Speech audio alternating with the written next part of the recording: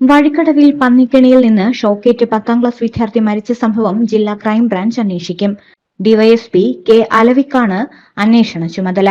മരിച്ച അനന്തുവിന്റെ പോസ്റ്റ്മോർട്ടം റിപ്പോർട്ടും പുറത്തുവന്നിരുന്നു. ഷോക്കേറ്റാണ് മരണമെന്ന് പ്രാഥമിക പോസ്റ്റ്മോർട്ടം റിപ്പോർട്ടിൽ പറയുന്നു. വയറിൽ ഷോക്കേറ്റ് പൊള്ളിയ പാടുകളുണ്ട്. നേരിട്ട് കമ്പി വയറിൽ തട്ടിയതുകൊണ്ട് ആഘാതം കൂടിയെന്നും റിപ്പോർട്ടിൽ ചൂണ്ടിക്കാട്ടുന്നു. വയറിൽ 3 പാടുകളുണ്ട്. അതിലൊരെണ്ണം ആഴത്തിലുള്ളതാണ്. ഷോക്കേറ്റ ഉടനെ മുഖമിടിച്ച് വീഴുകയായിരുന്നു. ശരീരത്തിൽ മറ്റു മുറിവുകളൊന്നുമില്ല എന്നും പ്രാഥമിക റിപ്പോർട്ടിലുണ്ട്.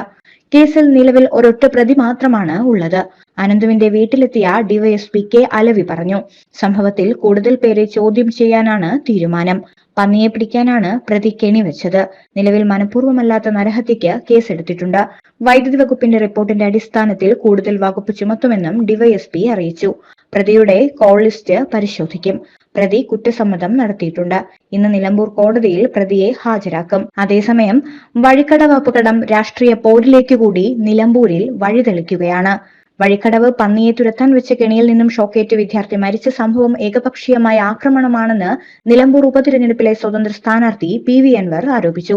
സംഭവത്തെ തിരഞ്ഞെടുപ്പ് വിഷയമായി കാണുന്നില്ലെന്നും വന്യജീവി മനുഷ്യ സംഘർഷമല്ല നടന്നതെന്നും അദ്ദേഹം പറഞ്ഞു. ആശുപത്രി റോഡ് ഉപരോധിച്ചല്ല UDF പ്രകടനം നടത്തേണ്ടതെന്ന് പറഞ്ഞ അൻവർ സർക്കാർ സ്പോൺസേഡ് കൊലപാതകമെന്ന ആര്യാടൻ ഷൌക്കത്തിന്റെ പ്രസ്താവന ശരിയല്ല എന്നും ഷൌക്കത്ത് മാപ്പ് പറയണമെന്നും പറഞ്ഞു. അതേസമയം സംസ്ഥാന സർക്കാരിനെ വന്യജീവി പ്രശ്നത്തിൽ കുറ്റപ്പെടുത്തിയും അൻവർ നിലപാടെടുത്തു. മമ്പാട് പന്നി ആക്രമിച്ച് പരിക്കേറ്റ 3 പേർ നിലമ്പൂർ ജില്ലാ ആശുപത്രിയിൽ ചികിത്സയിൽ കഴിയുന്നുണ്ട്.